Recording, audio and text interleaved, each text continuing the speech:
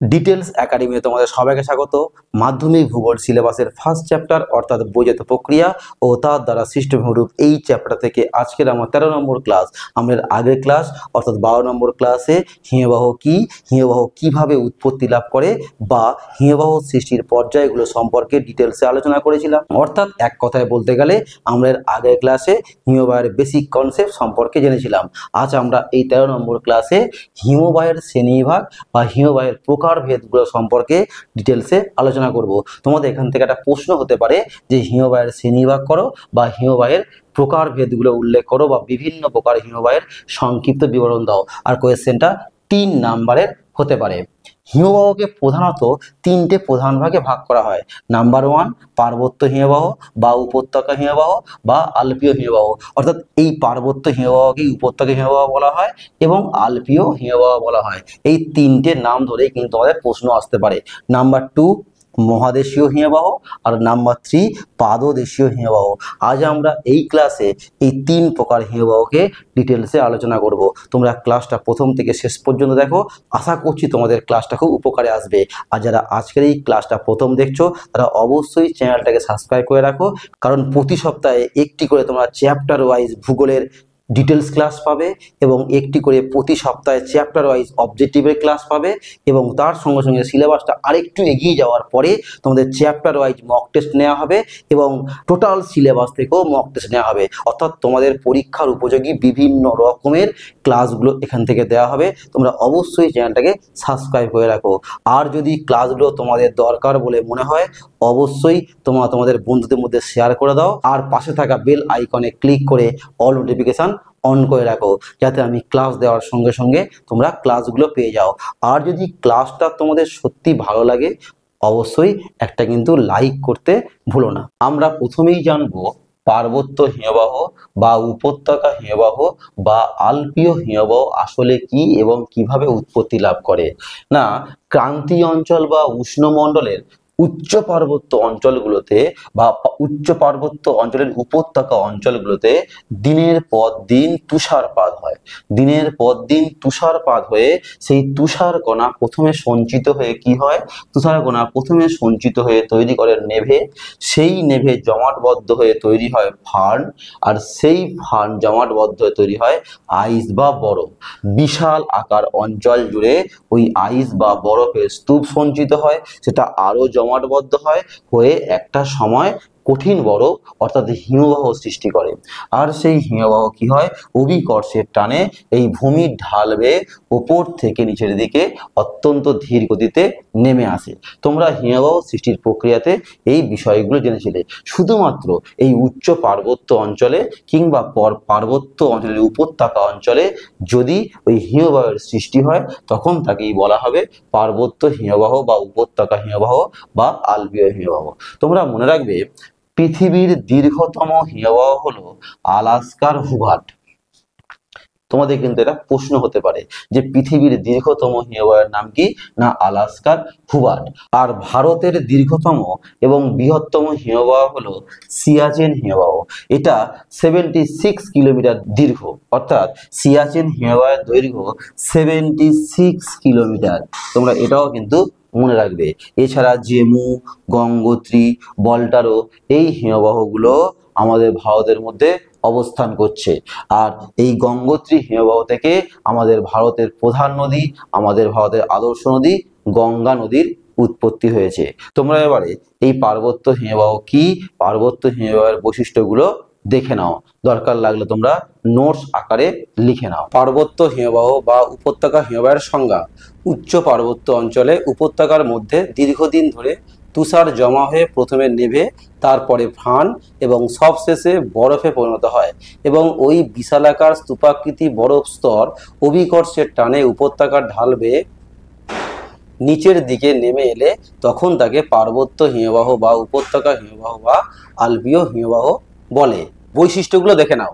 Number 1, উপত্যকা হিমবাহে বাকসুন্ড, crevasse ও RAND ক্ল্যাফট দেখা যায়। 2 নম্বর কি আছে, এই হিমবাহের দৈর্ঘ্য বেশি হয়, কয়েক কিমি থেকে প্রায় 2000 কিমি পর্যন্ত হতে পারে, কিন্তু গভীরতা কম হয়।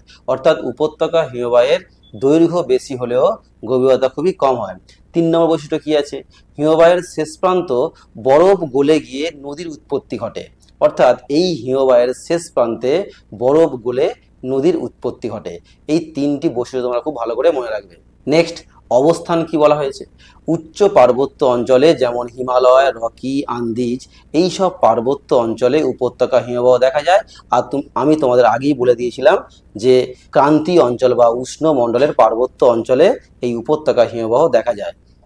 উদাহরণ কি আছে, পৃথিবীর বৃহত্তম উপত্যকা হিমবাহ হলো আলাস্কার হুবার্ড এবং ভারতের বৃহত্তম হিমবাহ হলো সিয়াচেন। তোমরা ছবিগুলো দেখো, এগুলোই হলো পার্বত্য হিমবাহের প্রকৃত বাস্তব চিত্র।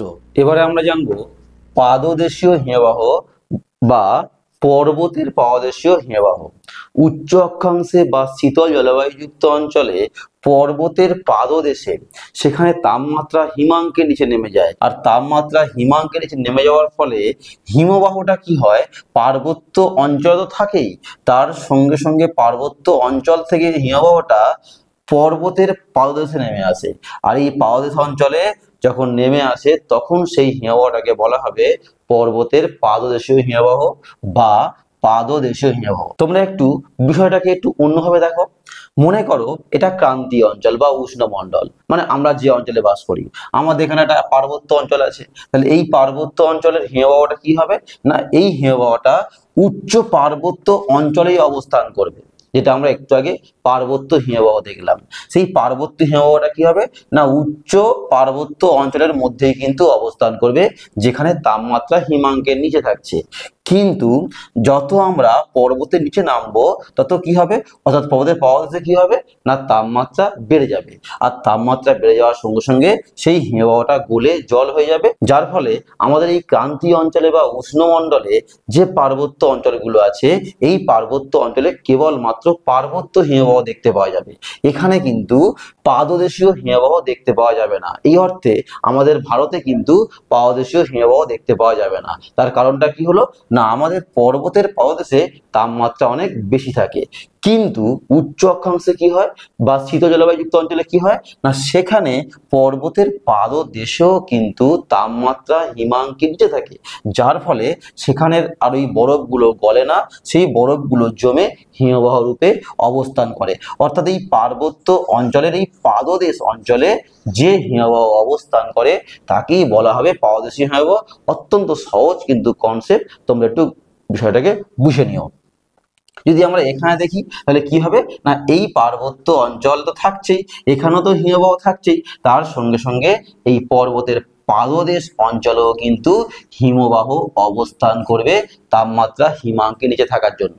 তোমরা এখানে মনে রাখবে যে এই পাদদেশীয় হিমবাহ প্রায় মোটামুটি সমুদ্রের নিকটবর্তী অঞ্চলে কিন্তু অবস্থান করে। আর এই আলাস্কার ম্যালাস্পিনা হলো পৃথিবীর বৃহত্তম এবং দীর্ঘতম পাদদেশীয় হিমবাহের উদাহরণ। আর আমি আগেই বললাম যে আমাদের ভারতে তথা ক্রান্তীয় অঞ্চল বা উষ্ণমণ্ডলে কিন্তু এই পাদদেশীয় হিমবাহ দেখা যায় না।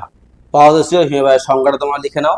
উচ্চ অক্ষাংশে পর্বতের পাদদেশে উষ্ণতা হিমাঙ্কের নিচে নেমে গেলে উপত্যকার হিমবাহ পর্বতের পাদদেশে নেমে এসে না গলে হিমবাহ রূপে অবস্থান করে, আর এই ধরনের হিমবাহকে পাদদেশীয় হিমবাহ বলা হয়।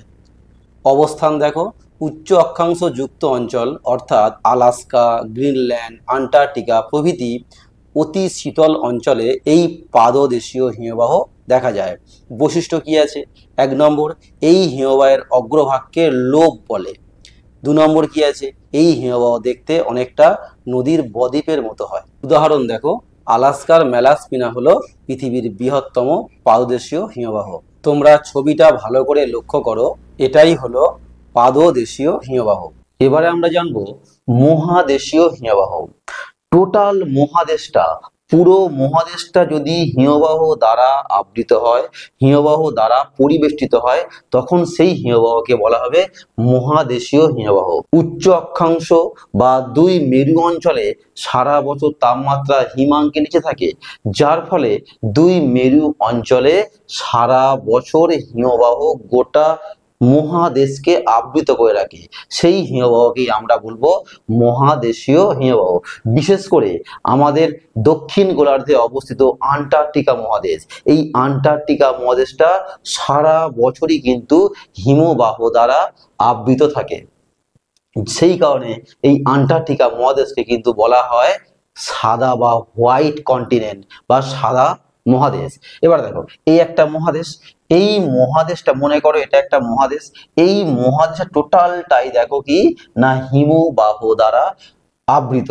হিমবাহ টোটাল অঞ্চলটাকে বেষ্টন করে আছে, এই হিমবাহটাকেই বলা হবে মহাদেশীয় হিমবাহ। মহাদেশীয় হিমবাহের সংজ্ঞা লিখে নাও। উচ্চ অক্ষাংশে বা দুই মেরু অঞ্চলে মহাদেশ জুড়ে বিশালাকার ও গভীর বরফের স্তূপ অর্থাৎ হিমবাহ অবস্থান করলে তাকে মহাদেশীয় হিমবাহ বলে। অবস্থান: পৃথিবীর বেশিরভাগ মহাদেশীয় হিমবাহ আন্টার্কটিকায় অবস্থিত। এছাড়া গ্রিনল্যান্ড ও আইসল্যান্ডেও এই হিমবাহ দেখতে পাওয়া যায়। তবে তোমাদের বলে রাখি 85% হিমবাহই কিন্তু এই আন্টার্কটিকা মহাদেশে অবস্থিত। বৈশিষ্ট্য: 1 নম্বর, এই হিমবাহের আকৃতি চ্যাপ্টা গম্বুজের মতো হয়। 2 নম্বর, মহাদেশীয় হিমবাহের প্রান্তভাগ ভেঙে গিয়ে হিমশৈলের সৃষ্টি করে। 3 নম্বর, এই হিমবাহের আয়তন ও গভীরতা খুব বেশি হয়। 4 নম্বর, এই হিমবাহে নুনাটাক্স দেখা যায়। উদাহরণ: আন্টার্কটিকার ল্যাম্বার্ট পৃথিবীর বৃহত্তম মহাদেশীয় হিমবাহের উদাহরণ। তোমরা ছবিতে লক্ষ্য করো, এই হলো মহাদেশীয় হিমবাহ। এখান থেকে তোমরা মনে রাখবে এই মহাদেশীয় হিমবাহের মাঝে মাঝে উচ্চ পার্বত্য অঞ্চলে অবস্থান করতেই পারে। আর সেই উচ্চ পার্বত্য অঞ্চলের অর্থাৎ মহাদেশীয় হিমবাহ অঞ্চলের মধ্যে যে পার্বত্য অঞ্চলগুলো আছে, যে পর্বতগুলো আছে, সেই পর্বতের শিখর যদি বরফ মুক্ত হয় তখন তাকে বলা হবে নুনাটাক্স। তোমরা কিন্তু খুব ভালো করে মনে রাখবে যে নুনাটাক্স কি, মহাদেশীয় হিমবাহ অঞ্চলে যে পর্বত শিখরগুলো আছে সেই বরফ মুক্ত পর্বত শিখরকেই বলা হবে নুনাটাক্স। এটা হলো নুনাটাক্সের ছবি। নুনাটাক্স এইরকম দেখতে হয়। আর এই আন্টার্কটিকার ল্যাম্বার্ট হলো পৃথিবীর দীর্ঘতম এবং পৃথিবীর বৃহত্তম মহাদেশীয় হিমবাহ। অত্যন্ত সহজ কিন্তু কনসেপ্ট। টোটাল মহাদেশটা যদি হিমবাহ দ্বারা আবৃত হয় তখন তাকে বলা হবে মহাদেশীয় হিমবাহ। তোমরা এখান থেকে মনে রাখবে এই মহাদেশীয় হিমবাহের প্রান্তভাগগুলো ভেঙে গিয়ে যখন সমুদ্রে ভেসে বেড়ায় তখন সেই বিশাল আকার বরফ স্তূপ যখন সমুদ্রে ভাসতে শুরু করে তখন তাকে বলা হয় হিমশৈল। আর এই